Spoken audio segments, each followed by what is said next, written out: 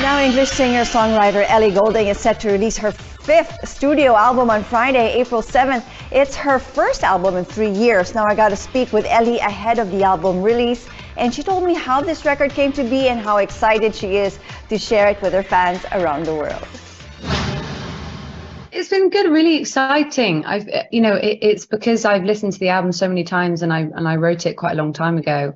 It's nice for people to be so excited about them. It's reinvigorated me quite a lot because, I started writing the album just before lockdown, when I was still pregnant, and then I finished it maybe like a year ago. So it's been really nice to hear the reaction from fans, and I think it seems to be a winner so far. So very happy about that.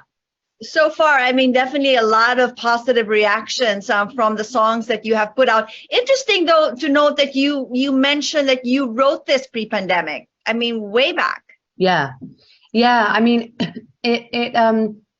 It was after my fourth album, Brightest Blue, which I released during lockdown, and then it was I was just keen to get new music out. I was just keen to create again, and I didn't get to tour with Brightest Blue. I didn't get to really go out and breathe life into it. So I ended up just wanting to just make more music. And when I got in the studio with the other producers and writers, and everybody just wanted to write, fun, uplifting, kind of optimistic music, and surround ourselves in a kind of world of love and joy and sensuality. So that's kind of how it happened. And the songs came really, really easily to us. When you have a good team, solid kind of connection, it really just works. And then the songs just kind of appear, and it's pretty magical. Well, magical indeed. Let's talk about the song that is out, your third collaboration with DJ Calvin, A Miracle. What was that like? Was it like going back to the basics, nothing has changed, it's just so easy to work with you type? Yeah, he's quite a simple guy, which is amazing considering, how genius he is. I really think he is like supremely talented and such an incredible producer. And it was just really exciting to get back with him after so long.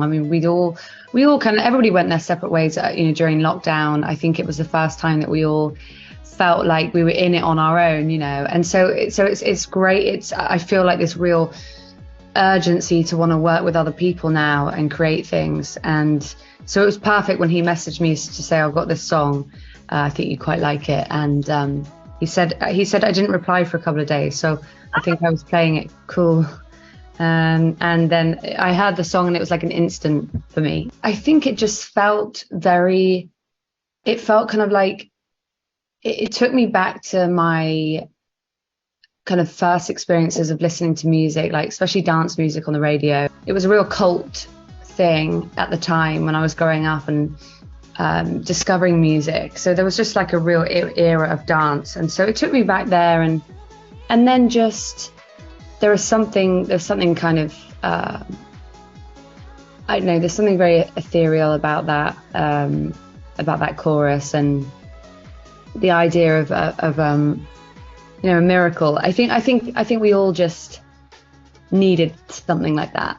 Just listening to the song, you're like, you're just like, just wanting to have fun and to go out and enjoy. So from Miracle, there is another song that is out, By the End of the Night. So tell me a little bit about this song of yours, and it's also part of the album that's coming out. Yeah, it's really just it's really the most the highest energy song on the album, and it is about